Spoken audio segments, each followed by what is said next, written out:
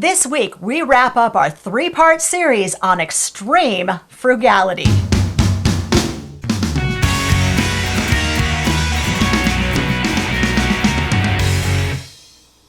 Hi, I'm Hope. And I'm Larry. From Under the Median. For the past 3 weeks, we've been telling you the exact steps that we took to save $30,000 in 20 months on an income which averaged under $40,000 a year. This week, we get into more of the nuts and bolts, and we tell you how we kept going when the going got rough and it was discouraging. Shopping is a panacea, people. It's something that makes us feel better. It honestly does. I'm not going to deny that. For some people, it is an absolute kick to be able to buy something new. But that doesn't mean that you should be giving into that all of the time. You really should not be. Stop finding reasons to spend your money and you will save more money. And for us, this got down to nickels and dimes. We discovered that we were spending so much time going out to garage sales was our pastime on the weekends. We were spending so much money on stuff that we honestly didn't need. We just stopped going to garage sales. And for that 20 months that we saved that $30,000 to pay cash for this house, we saved more money than we ever had in our entire married life. And part of it was because we just quit putting ourselves in front of temptation. Now, I'd like to flip this one around a little bit, though. There can be an advantage to going to garage sales. Absolutely. Of course, if you're looking that. for items that you need, you're going to save a lot of money buying something used rather than buying it new. But here's the other thing to look at. I go to garage sales and look for items that I can resell and make a little money off of and pour that money back into the budget. And I've done that a couple of times this year where I found some items and bought it for about a third of the amount of money that I could sell it for and then sell it. I happen to use Marketplace to do it. So you can use this as a form of income if you're careful. So there's different ways that you can use garage sales or estate sales or even thrift stores to help your budget. Y'all, he is actually brilliant at reselling. Do not let him kid you. He's really good at it. And if you want to know all of his hacks for selling used items and getting top dollar for them, we did a video on it. Look up above and we'll link it also in the description of this video. But if you want to resell things and do it well, you don't want to miss that video. Let me give you one small example. I found an item in the attic that I've had it for about 35 years. And I didn't think it was worth anything. It was a Christmas tree topper. And I got looking online and found out it was worth a great deal of money. So we just did sold this. It. Yes, we did. Just sold it today.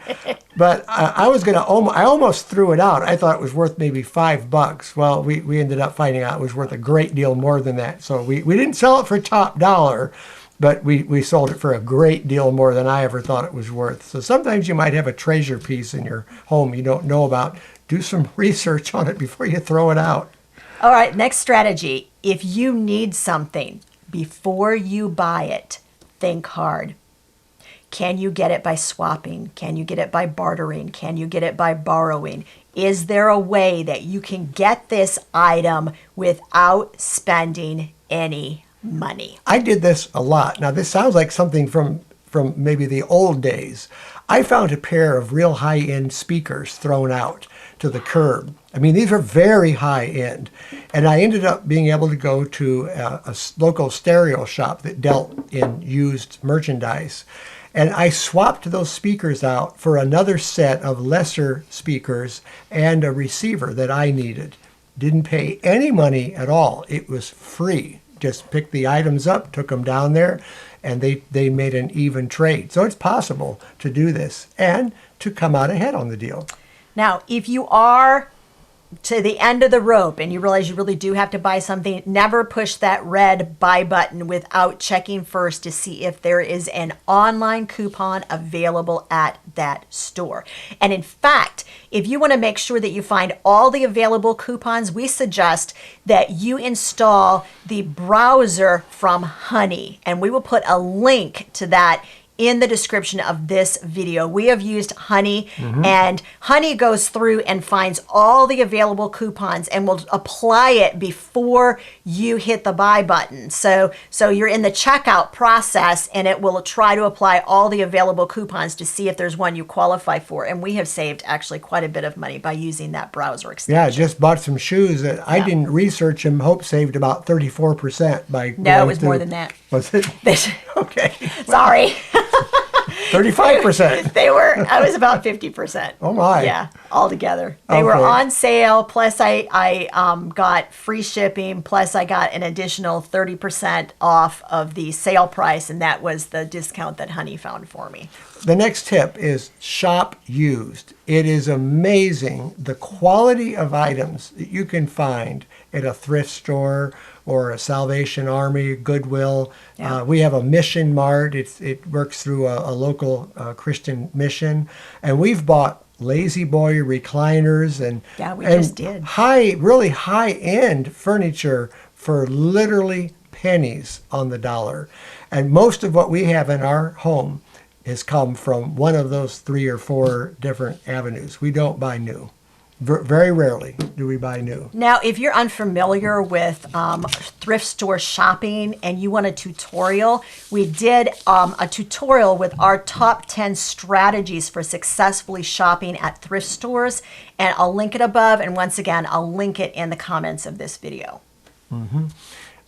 We have lived without, for the most part, cable. We have never had cable TV. And we've lived without streaming services up until recently. Now, okay, so we have to qualify this. One of our older sons got Netflix, and he said, hey, we can get the family package. He said, I'm paying for the basic service. If we want to upgrade to the family service, you guys can get onto my account, and that's perfectly legit. And but I think it was an extra like $3 a month or something. Anyway, we paid him the difference. That's the first time in 32 years of marriage we have actually ever paid for any streaming service, and it feels really weird, I have to tell you, but we're enjoying Netflix. Oh, yeah, yeah. The other thing that we did, and this is radical, so we will preface this by saying that if we had to make this same decision today that we made 12 years ago to save money, I'm really not certain that we would make the same decision. But 12 years ago, we did what? We had no internet. Well, we had it, but we canceled it. Right. Well, what did we do? Instead of, we didn't have internet at home, what did we do?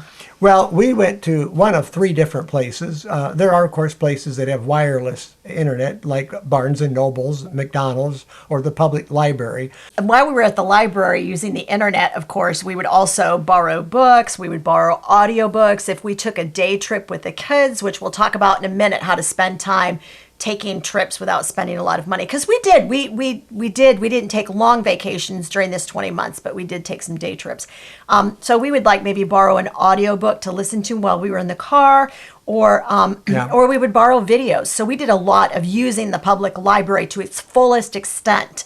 And the other thing we did is the library had a sale once a year, really good sale on books, videos, and so on. We would go there, but we'd get an awful lot. Oh, it was like 25 or 50 cents a book or a video. Yeah, it maybe was really $1 good. a video. So buying used items, even like knowing where the stores are in your area that sell high quality used items, that is gold when you are going for this whole idea of extreme frugality. Yeah.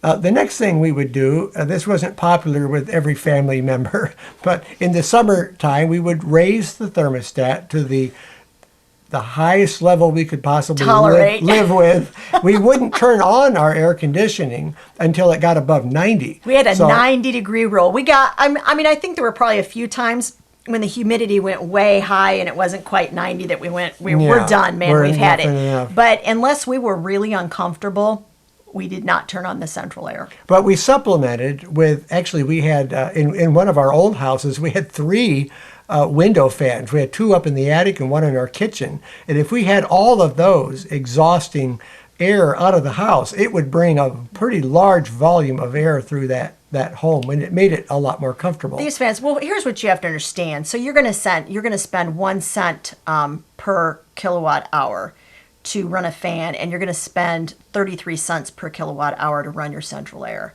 Here's the other thing you need to know and bear in mind is that for every degree that you raise that thermostat, you save between 1 and 3% on your utility bill that month. And we tracked it, and we really did. We saved, when we got really fastidious at doing this, we saved 10% on our utility bills. So we really did save money by following what we're telling you to do. Let's talk about water usage for a minute, because we lowered our water bill, and one of the ways that we did that was that we limited the amount of time for showers.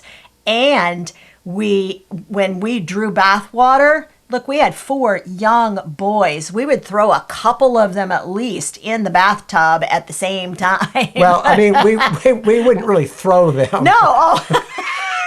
I just wanted to point that out.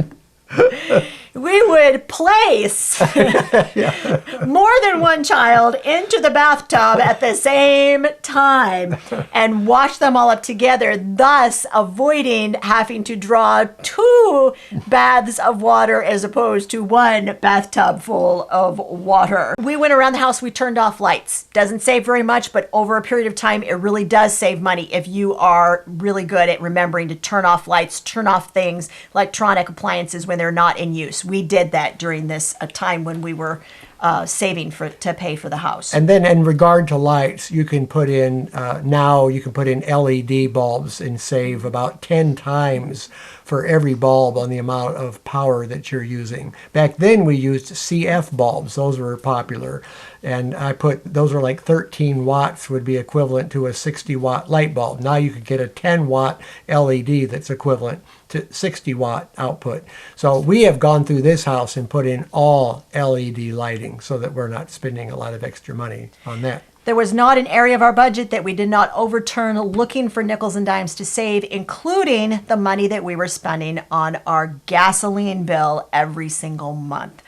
We decided that we would put all of our errands on 1 day per week.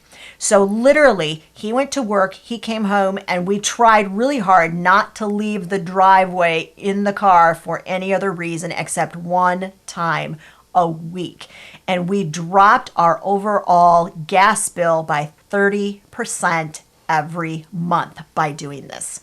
Yeah, that was very important. Not only did we combine errands, but if I was already out, like going to work, and I was going by a store, then I might have a list from Hope and pick up items as I was coming and going from work. So we were saving gas that way too. Okay, I promised that we talk about spending time with your kids and going on vacations while you are practicing extreme frugality. We did a lot of staycations, and during the time that we were at home spending time together, we went on a lot of day trips. When we went on those day trips, we researched places that were within a 2 to 3, maybe 4 hour drive of our home. That was pushing it a little bit when you had 4 little kids. And we would drive places. When we went there, we would take drinks with us, we would take snacks with us, and we would take a lunch with us. So we did not pay for any food on the road, with the possible exception of having set aside a little bit of money maybe to get something at a restaurant for dinner on the way home. But we did this repeatedly, and it has still allowed us to spend some time doing some special things with our kids that it didn't cost us a lot of money, with the exception of the gasoline it cost us to get there and back. Another variation of that is if we would eat out, what we did was we packed some cups and some plates and some silverware, plastic silverware, napkins, and we would go to a grocery store and just buy items to put together a lunch, like a loaf of bread and some sandwich material. We might buy orange juice, something to drink like that. And we would just purchase. We could actually buy for our family of 6. We could spend about 13 or 12 or $13 on our lunch for the entire family by just buying the ingredients that we needed, and then we'd go to a roadside table or a park, city park, and we would eat it that way. So there's lots of different things you can do besides going out to eat. When it comes to cutting hair, I became a barber. Getting your kid's haircut and getting your haircut costs money. So I actually looked at YouTube videos and figured out how to cut our boys' hair. And in fact, our oldest boys were, I think, just about out of high school before anybody cut their hair except me. We opted out of events, which cost money.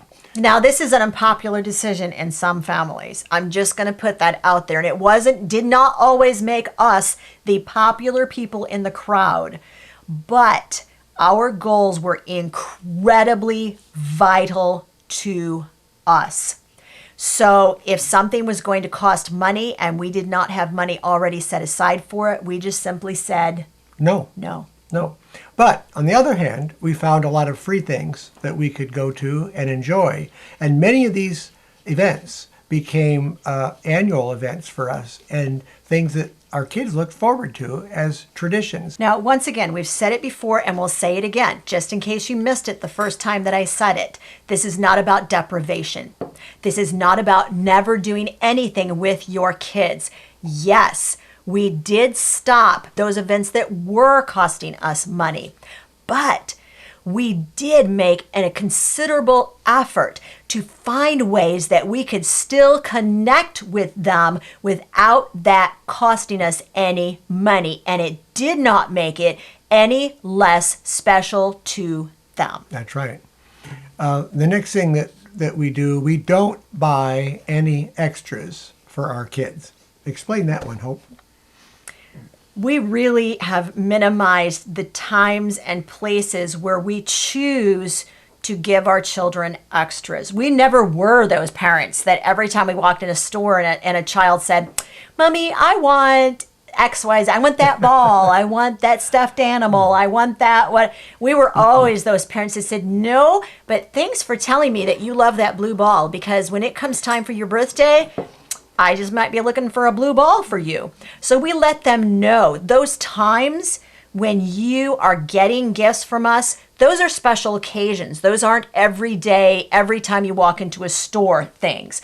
So we minimized gift giving too. That was the other thing. And that falls into birthdays, Christmas, all of that. We don't buy a large volume of gifts for those that are on the receiving end. Even at Christmas. Now, so we had kind of a 4-gift plan that we followed for Christmas time. We did get them something to read. And when we got them something to read, we gave them a stack of books every year. Now, the reason we gave them a stack of books is because none of those books was a brand new book. Yeah. We collected books throughout the year that we knew that they would enjoy. So something to read, something to wear, something to play with, and something they need. That was it. Those were the 4 things. And kind of right in line with that is, and we did this for just about since the very beginning, we created a gift stash. Now, in our case, we have an old trunk out in our garage. It used to be up in our attic at our other house. And every year, throughout the year, when we would find a clearance sale or an item that was especially low in price, we would pick those items up as we found them for good prices, and we would add them into that trunk. And then when it became time for Christmas or birthdays or weddings, whatever, then we'd get that out and say, well, what do we have? We'd take an inventory. We would match the gift to the person that was receiving it. And generally, we wouldn't have to buy an awful lot of things at the last minute. We'd have a pretty good stash. Sometimes we'd have extra. We could have some leftover for the next year. Our goal was always to save somewhere between 70 and 90% off of the full retail price. So we were looking specifically at sales that occurred between 7 and 14 days after every major holiday. We were looking at the end of seasons. We were buying off season. If you want to save money on clothing, don't buy seasonal clothes when it's that season. You're going to buy off season and buy the next size up for your child, and then you're going to save a whole lot of money on clothing and a whole lot of money on gifts. The next thing that we did, and this was kind of radical, but this is when we were really in the crux of saving up for a house for cash. We canceled subscriptions. If we didn't absolutely need it, we cut it. Did we cancel cable television?